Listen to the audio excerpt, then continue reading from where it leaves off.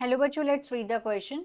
The liquid which collects in the cavity of Bowman's capsule is.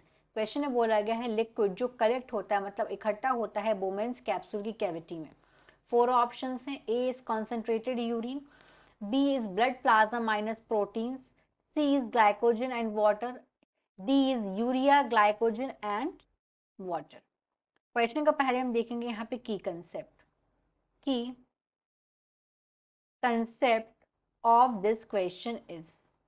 यहाँ पे हमें देखना है, पहले समझेंगे हम कि जो बोमेंस कैप्सूल होता क्या है. बोमेंस कैप्सूल, तो बोमेंस कैप्सूल ये एक टू वॉल्ड पाउच है.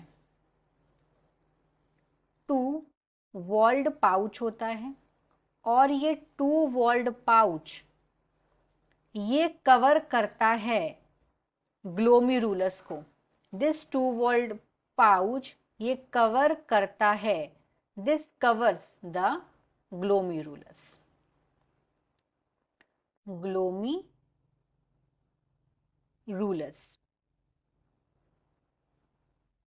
और जो स्पेस होता है वॉल में, कैप्सूल की वॉल के बीच में, उन्हें बोलते हैं बोमेंस स्पेस.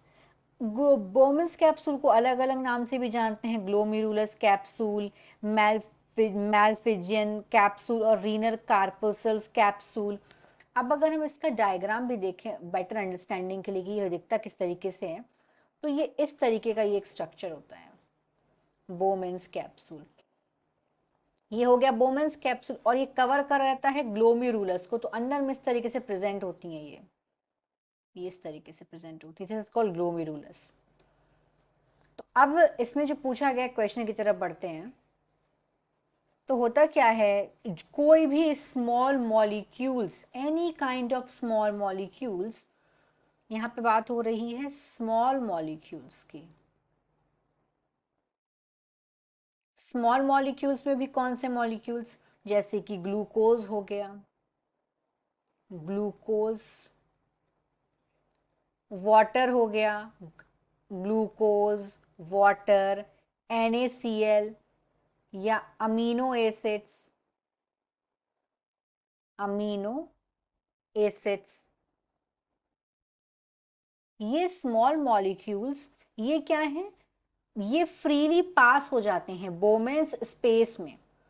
दीज स्मॉल, और एज वेल एज यूरिया भी आ जाएगा इसमें, ये फ्रीली पास होते हैं, फ्रीली पास होते हैं ये बोमेंस स्पेस में, बोमेंस स्पेस में. पर जो सेल्स होती हैं, बट सेल्स हो गई, प्लेटलेट्स हो गए, सेल्स हो गए, प्लेटलेट्स हो गए, और लार्ज प्रोटीन हो गए, लार्ज प्रोटीन्स एज वेल, ये क्या है, ये पास नहीं होते हैं. दे डू नॉट, ये फ्रीली पास नहीं होते हैं. अब जो बोमेंस कैप्सूल है ये बहुत सिमिलर होता है ब्लड प्लाज्मा की तरह. इसीलिए जो फिल्ट्रेट और ग्लोमेरुल या फिर ग्लोमेरुलस फिल्ट्रेट है, जो ये कंपोज्ड होता है blood plasma minus plasma protein, मतलब ये सारे के सारे कंपोनेंट कंटेन करता है ब्लड प्लाज्मा एक्सेप्ट प्रोटीन.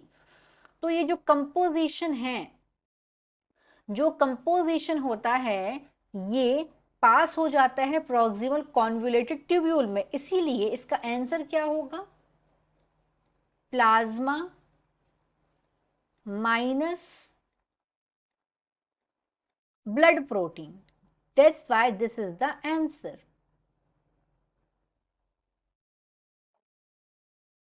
तो क्या हो रहा है हम फिर से समझते हैं. एज अ रिजल्ट क्या होगा, जो फिल्ट्रेट है वो लीव हो जाएगा बोमेंस कैप्सूल से, और ये बहुत सिमिलर है ब्लड प्लाज्मा से अपने कंपोजिशन में, इसीलिए ये पास होगा प्रॉक्सिमल कॉन्वोल्यूटेड ट्यूब्यूल में. और अगर हम बात करें ब्लड प्लाज्मा, क्या फिल्ट्रेट या फिर ग्लोमेरुलस फिल्ट्रेट, ग्लोमेरुलर फिल्ट्रेट जो होता है कंपोज होता है blood plasma minus plasma protein, मतलब ये कंटेन करता है सारे के सारे कंपोनेंट ब्लड प्लाज्मा के एक्सेप्ट प्रोटीन। सो यहाँ पे आंसर हो जाएगा बी। बाकी के क्यों नहीं होंगे, हमारे सोल्यूशन से हमें समझ में आ गया है। So in this question the final answer is B, blood plasma minus proteins. Hope you understood it well. Best of luck.